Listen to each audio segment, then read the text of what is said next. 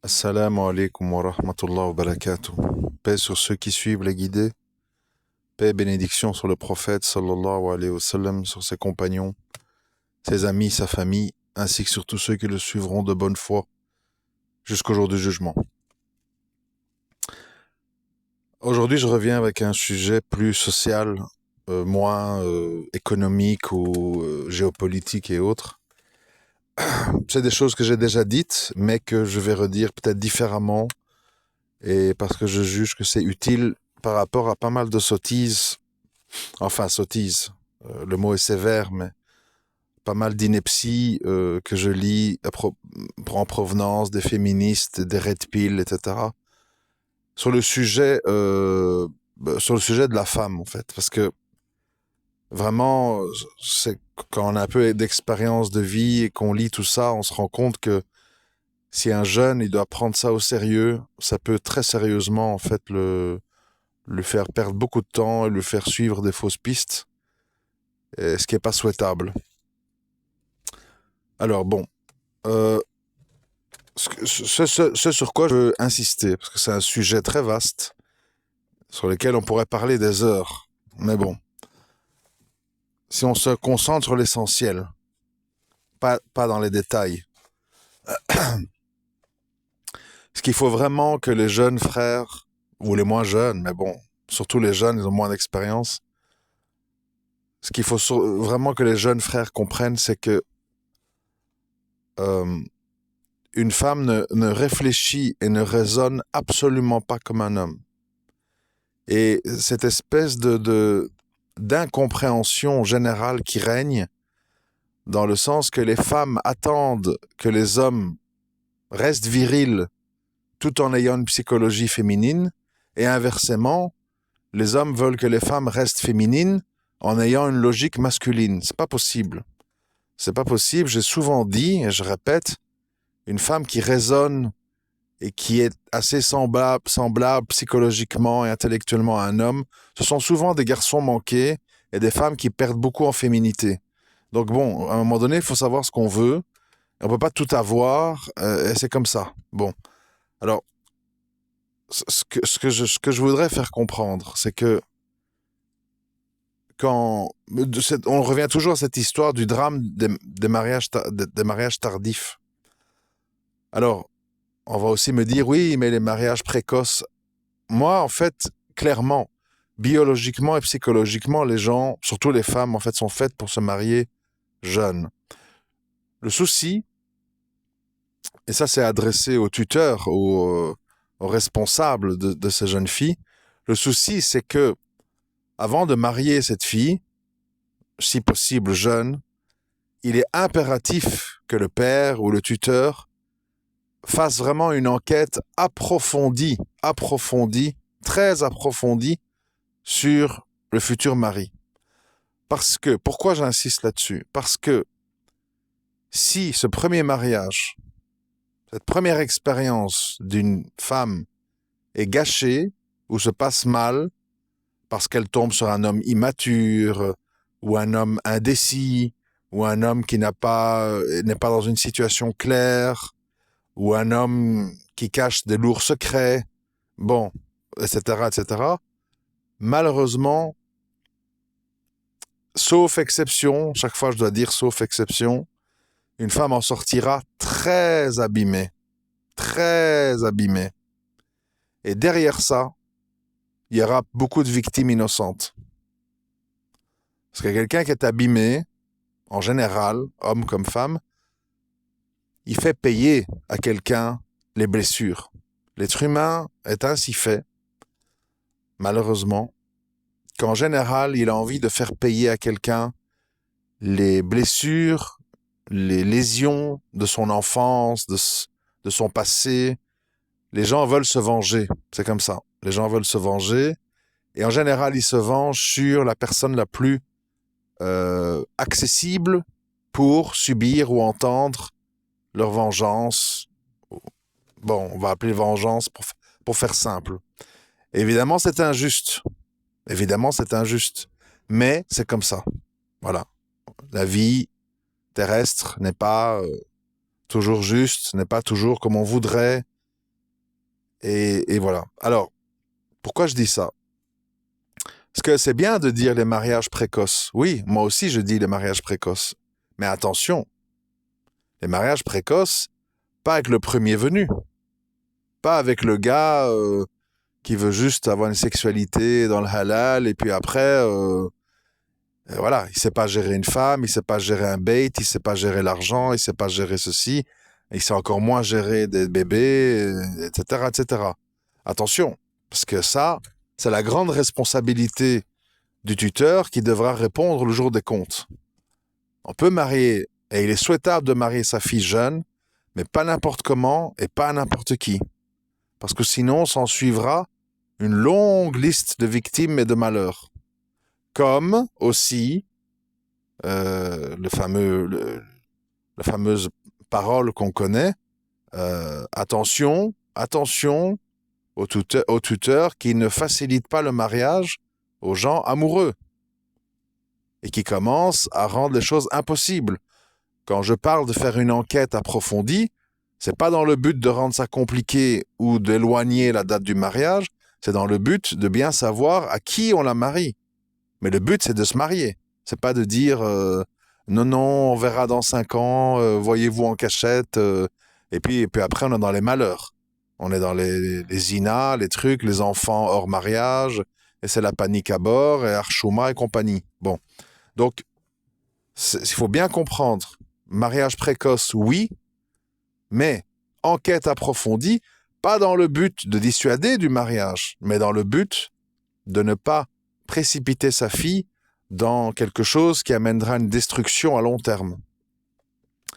Alors je dis ça pourquoi? Parce que j'entends beaucoup de frères qui disent « Moi je ne veux pas me marier à une sœur qui a déjà été mariée ou qui a des enfants, etc. » Bon.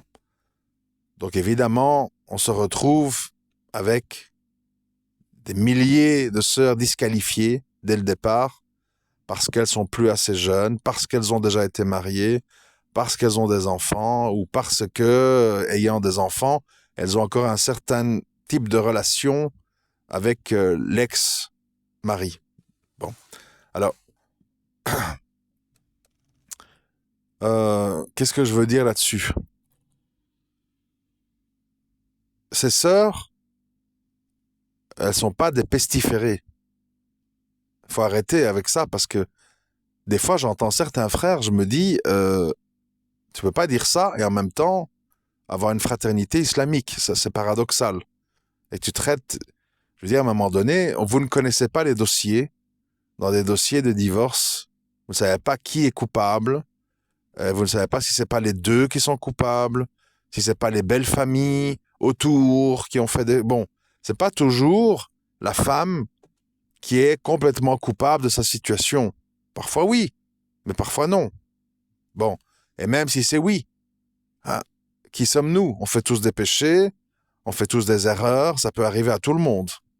Voilà, on n'est pas des saints, Audubillah, on est des gens qui, dans le meilleur des cas, qui essayons de bien faire, et que parfois, même en essayant de bien faire, on fait mal. Bon, soit.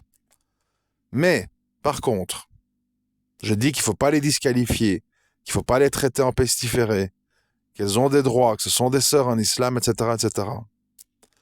Par contre, il est vrai, j'insiste là-dessus, que les profils lourds,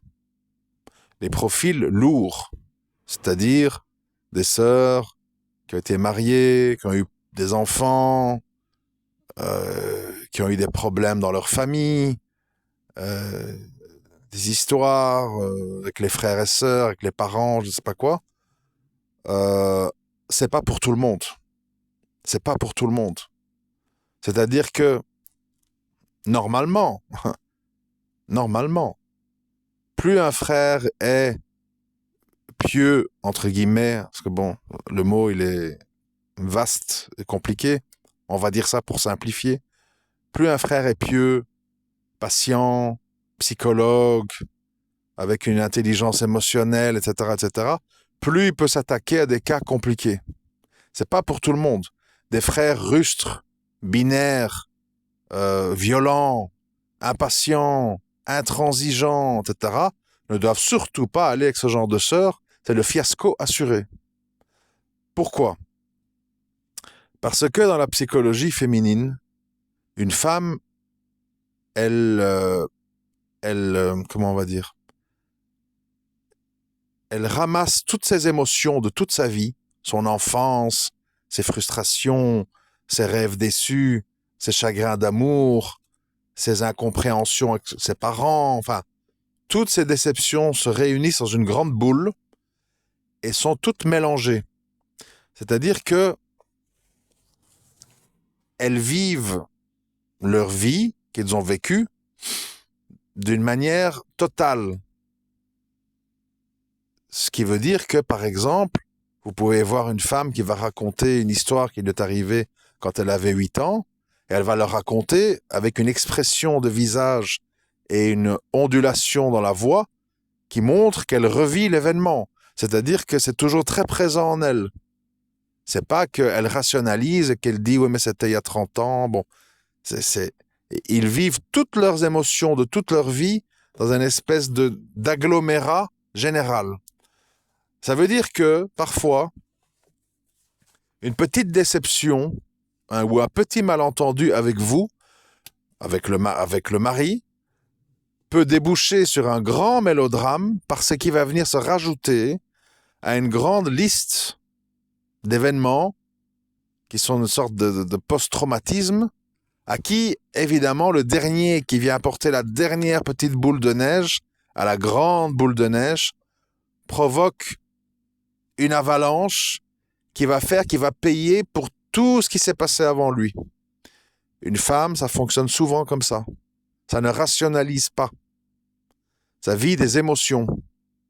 Et quand une femme, elle a quelque chose qui lui rappelle des émotions négatives, néfastes, qui l'ont fait souffrir, elle va tenir pour responsable et comme paratonnerre la personne qui est devant elle.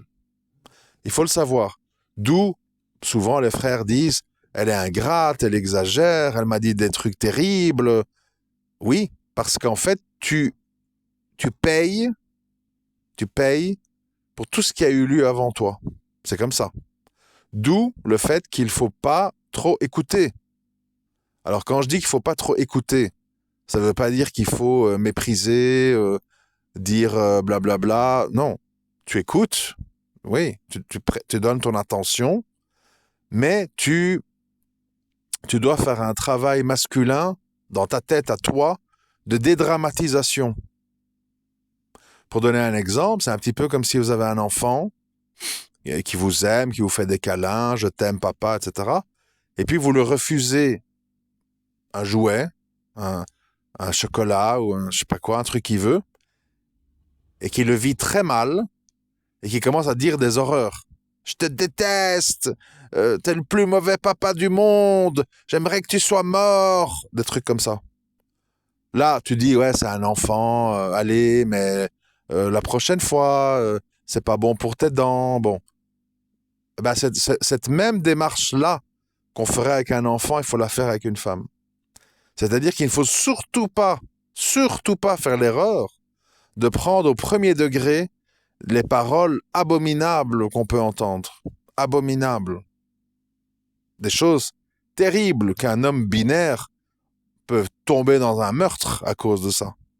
C'est très dangereux de prendre au premier degré les paroles d'une femme blessée, déçue, amère, qui revit toutes ses émotions du passé et qui les traduit par des propos exagérés et injustes. Mais c'est comme ça, je répète.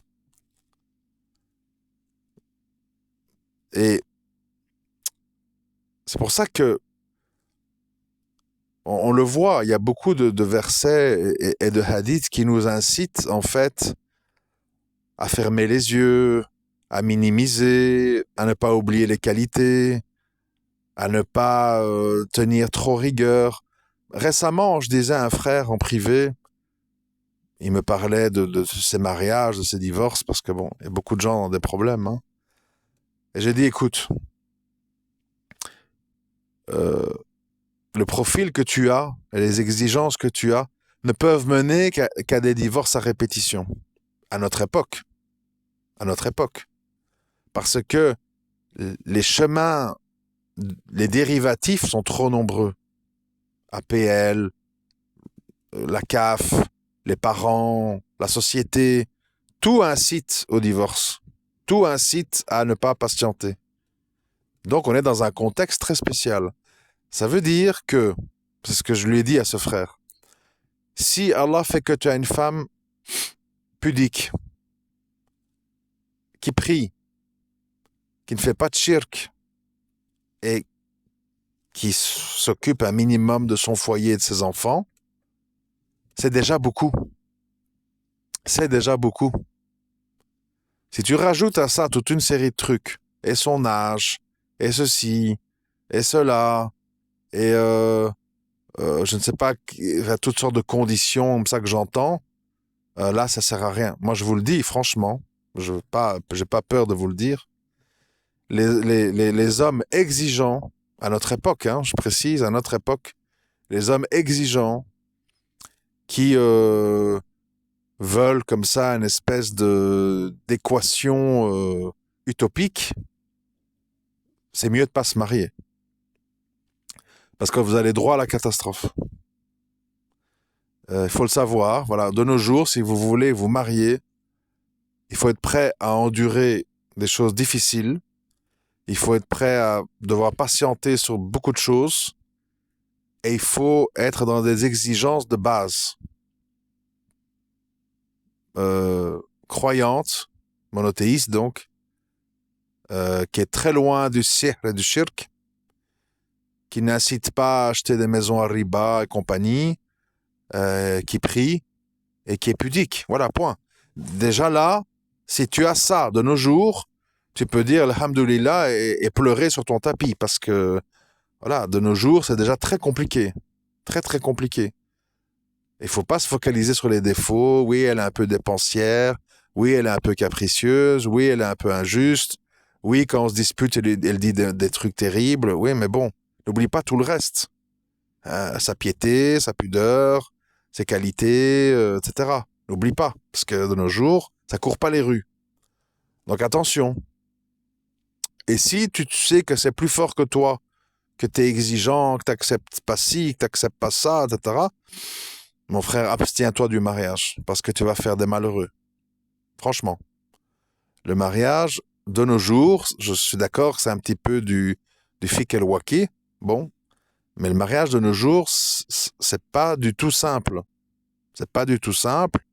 Moi, je suis entouré de frères que je juge être sincères dans leur démarche religieuse, quand même, hein, et qui sont dans des histoires, bon, et des histoires où c'est parfois en partie leur faute, parce qu'ils sont trop exigeants. Moi, je leur dis, écoute, si ta femme est pudique, elle prie, elle n'associe rien à Allah, prends sur toi.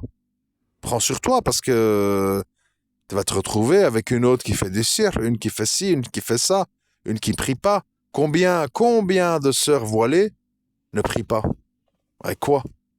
Ah, parce qu'elle est mignonne, elle est voilée, tu vas fermer les yeux là-dessus. Non, je suis désolé. À un moment donné, voilà, si tu es avec une monothéiste qui prie, qui t'incite pas au grand péché, etc., ben, supporte. Supporte le mauvais caractère, supporte, je ne sais pas, moi, sa maladie, ou je ne sais pas, de tous les cas qu'il y a. Il faut supporter. Ou si tu veux pas supporter, te marie pas. Parce que voilà, aujourd'hui, la barre, elle est très basse, mais pour tout le monde, hein. Les hommes, c'est la même chose. Les sœurs qui attendent un homme alpha, mais en même temps un petit peu comme si, mais pas trop ça, qui me dit ça, mais sans me blesser, tout en me guidant, et qui, bon, il faut se calmer. Moi, je vois beaucoup trop de gens exagérément exigeants, exagérément. Et ça, franchement, moi qui connais le terrain, la situation, il faut mieux s'abstenir du mariage. Franchement, parce que là, vous allez droit à des méga drames, qui impliquent en plus souvent des enfants. Bon, donc c'est pas un jeu, hein. Le mariage, c'est pas un jeu, et c'est pas pour tout le monde, c'est pas n'importe comment, etc., etc. Mais il est clair, j'avais dit au début de cet audio que plus tu attends, faut bien l'entendre ça, hein. Plus tu attends, plus tu prends des habitudes, plus tu t'endurcis dans ton caractère et tes habitudes, etc., plus ça sera difficile d'intégrer quelqu'un dans ta vie. Et ça, on le dit pas aux gens. Oui, les longues études, et blablabli, et quand tu pourras t'acheter un appartement, enfin, je sais pas tout quoi, là, les histoires, et les dots, et les fêtes, et les machins. Ah ouais, en conclusion, tout le monde se retrouve à 35 balais. Et je suis désolé de vous le dire, à 35 ans, quelqu'un est complètement formé. Complètement formé. Tu ne peux plus. Tu ne peux plus t'adapter à quelqu'un. Très difficilement. Très difficilement. D'où la mode actuelle. Ah oui, parce que bon, on est malins, nous les musulmans. La mode actuelle, c'est quoi? Le mariage messiar. Voilà, tout le monde a le mariage messiar à la bouche. Bon. C'est-à-dire, je vis chez moi, tu vis chez toi. Chacun sa vie, chacun son argent. On se retrouve pour les galipettes et pour machin. Bon. Moi, je veux bien, les amis, hein, mais je sais pas, enfin, faut rester sérieux, quoi. Ce genre de mariage, ça doit être quelque chose d'exceptionnel, dans des circonstances exceptionnelles, où, par exemple, une femme très riche euh, soutient financièrement un homme qu'elle aime éperdument, qui est très pauvre, etc. Enfin, il y a toutes sortes de cas, mais ça peut pas être quelque chose de normal. Ce truc de chez moi, chez toi, et pour être dans le halal, bon, on fait un mariage messiar. Le mariage, c'est pas qu'une affaire de coucherie. Le mariage, c'est de l'entraide. Le mariage, c'est être là quand l'autre, il est malade, il est pas bien, il est déprimé. Le mariage, c'est beaucoup se soutenir psychologiquement. C'est surtout ça. Le reste, oui, ça va, ça vient. Parfois on s'aime moins, parfois il y a de la sexualité, parfois il n'y en a plus, puis ça revient pas tout de suite. Bon. Mais l'entraide psychologique, l'entraide administrative et tout ce qui tourne autour, c'est surtout ça le mariage. Alors si tu fais le mariage messiar, je ne sais pas trop comment tu vas aider l'autre. Enfin, tout ça pour vous dire, tout ça pour vous dire que nous les musulmans, on doit faire très attention quand on parle des sentiments et du mariage, de pas tomber dans ce truc de consumérisme actuel. Oui, comme si on remplit une fiche, tu vois. S'il vous plaît, moi je vois ça tous les jours, c'est horrible, horrible. Bon, alors ma sœur, c'est quoi tes critères? Ah, il doit mesurer entre 1,77 m et 1,90 m. Il doit pas peser plus qu'autant de kilos. Il doit avoir entre tel âge et tel âge. Il doit avoir telle origine. Et il faut que ceci, et il faut que cela. Il faut qu'il n'ait pas eu d'enfant avec une autre femme. Enfin bref, bon, c'est pas sérieux. C'est pas sérieux. C'est pas sérieux pour un musulman et une musulmane d'opérer de la sorte. Honnêtement, c'est ridicule. C'est ridicule parce que, comme je le disais aussi à un frère en privé, tu sais pas où il y a ton bonheur. Ton bonheur, je parle religieusement parlant. Pas le bonheur on est à Dubaï, on fait du jet ski, on boit des cocktails et on va au McDo avec notre iPhone. Non, moi je parle pas de ce bonheur-là. Ton bonheur religieux, c'est-à-dire ton bonheur pour façonner ton âme comme Allah il veut que tu évolues. Tu sais pas. Je sais pas, c'est peut-être avec quelqu'un que tu t'imagines pas du tout, mais que Allah sait, sait qu'il est un bien ou qu'elle est un bien pour toi. Et alors quand on opère de la sorte, franchement, on exclut toute une série de gens qui sont peut-être d'un grand bienfait pour vous. Parce qu'à nouveau, dans la conversation avec ce frère, j'ai dit un cas n'est pas un autre. Un cas n'est pas un autre. Tu peux connaître une jeune fille qui n'a jamais été mariée, vierge et qui n'a pas d'enfant. et qui est une espèce de peste capricieuse, hypocrite, etc. Et tu peux tomber sur une femme, voilà, qui a eu des enfants et tout, et tu t'entends bien avec ses enfants, et ça se passe bien, et l'ex, il n'est pas envahissant, et il respecte le remariage de son ex. Bon, voilà, tu sais pas, tu sais pas. Nous, on est là, on est dans un monde, en fait, où on veut tout calculer, tout calculer. Alors oui, moi, je suis quelqu'un de très pragmatique, qui analyse et qui calcule beaucoup, mais sur des questions qui ne sont pas liées aux sentiments, sur des questions de matériel.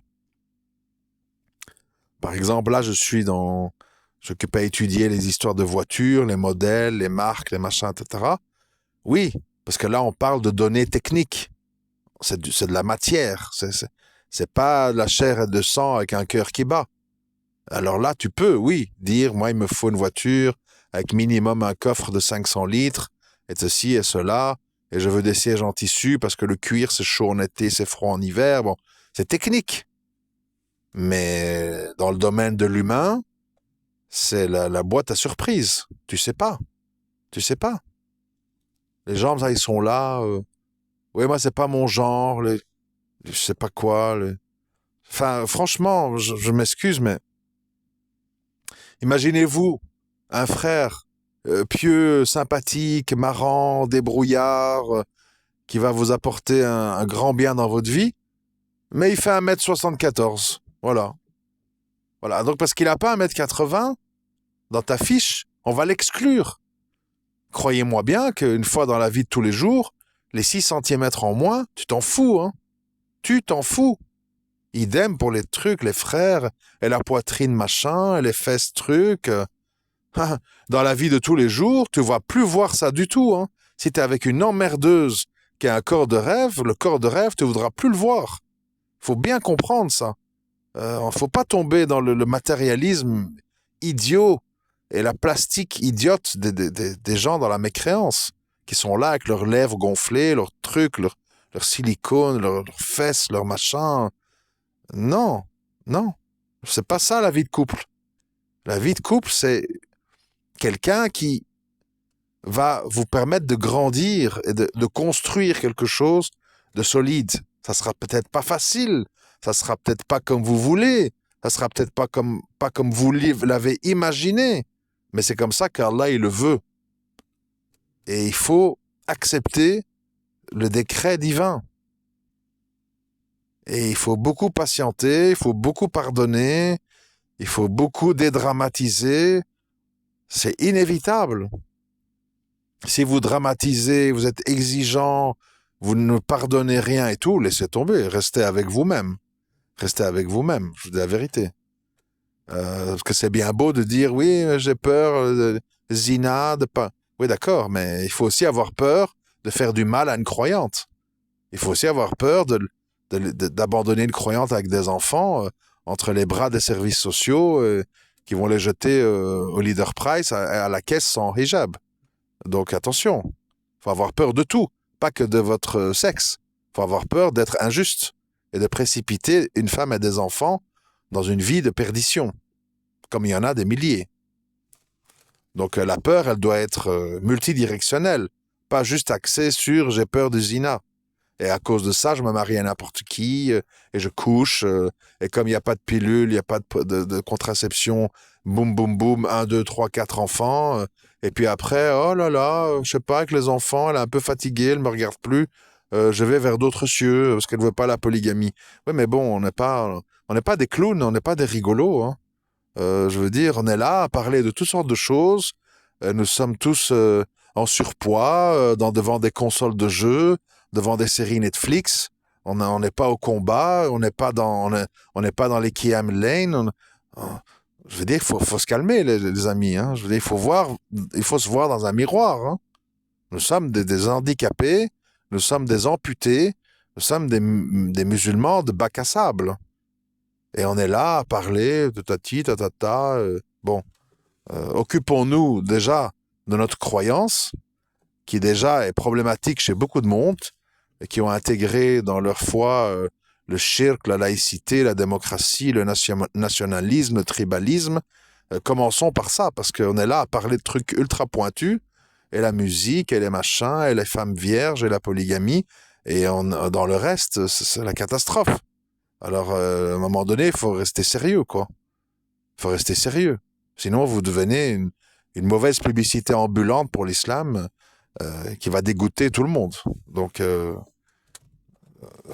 un peu d'autocritique, je le dis pour moi-même, hein, un peu d'autocritique, un peu de patience, un peu de pardon, et arrêter de se projeter dans des espèces de trucs imaginaires dans lesquels nous ne sommes pas du tout. Dans lesquels nous ne sommes pas du tout. Nous sommes... suffit de voir notre situation par rapport aux gens de Gaza. Moi, je vous garantis que bon nombre d'entre nous, qu'Allah me pardonne, hein, je sais que je suis choquant parfois, mais bon nombre d'entre nous, à leur place, on penserait au suicide. Hein. Je vous le garantis. Hein. Parce que nous sommes des enfants pourris gâtés, habitués au chauffage, aux allocs, au divertissement, et tatati, et à blablater dans l'espèce, enfin bref. Et alors on raconte des histoires, je suis Atari, je suis machin, oui mais la polygamie c'est mon hack et compagnie, oui mais bon, déjà délaisse un peu ton Nutella, tes trucs, et puis on parlera d'autres choses. Mais non, j'ai dit ça pourquoi? Parce que il faut tous qu'on reste sérieux. Et quand on dit crains Allah, taqillah, etc., fait partie de cette expression le fait de dire attention, parce que si tu fais des gaffes ou des trucs tout seul pour toi-même, bon, c'est une chose. Si tu impliques des femmes et des enfants là-dedans, tu commences à faire des gros dégâts. Il y a des belles familles, il y a des histoires, il y a plein de conséquences. Donc je dis, voilà, attention. Et je dis, si tu es vraiment un jeune homme capricieux, exigeant, binaire, abstiens-toi. Parce qu'à notre époque, croyez-moi bien qu'il y a plus, ou il y a très rarement des Abu Bakr, des Omar, des Aïcha, des Khadija, des Hafsa. C'est fini, hein. Nous sommes nous sommes le fond du tiroir, hein. Nous sommes la miette des miettes des miettes. On essaye de bien faire. On essaye de faire ce qu'on peut. Mais il faut bien réaliser que nous sommes vraiment le fond du truc, quoi, le fond du verre. Hein. Nous sommes extrêmement affaiblis, extrêmement plein de paradoxes, plein de manquements, incapables de moindre effort, de patience, de sacrifice. Nous sommes des petits pourris gâtés avec nos mosquées de la République où on va se pavaner le vendredi et on est là... Enfin bref, vous voyez le spectacle dans les mosquées, les discussions de trucs, il sort de la mosquée, ouais mais Ronaldo a signé, machin. Bon, voilà, parce que c'est notre vie, nous sommes comme ça, on est des musulmans occidentaux, quelle que soit notre couleur de peau et nos origines, nous sommes des musulmans d'un endroit riche, plein d'acquis sociaux. Et je vous dis, si on doit vivre demain comme des Ouïghours, des Rohingyas ou des Gazaouis ou des Syriens, un grand nombre d'entre nous penseraient au suicide. Aoudoubillah. Alhamdoulilah qu'on n'est pas dans ces situations parce que nos âmes ne sont pas du tout préparées à ça. Voilà. Bon, je ne vais pas vous tenir plus longtemps. Je voulais simplement un petit peu remettre les choses au milieu parce que j'entends et je vois des choses un peu hallucinantes. Et je me dis, bon, quand même, pour les plus jeunes, ce serait bien qu'ils entendent un autre son de cloche, si ça leur parvient à leurs oreilles, Inch'Allah, j'espère, afin qu'ils rééquilibrent un peu tout ça dans leur tête. À très bientôt, Inch'Allah. Assalamu alaikum wa rahmatullahi wa barakatuh.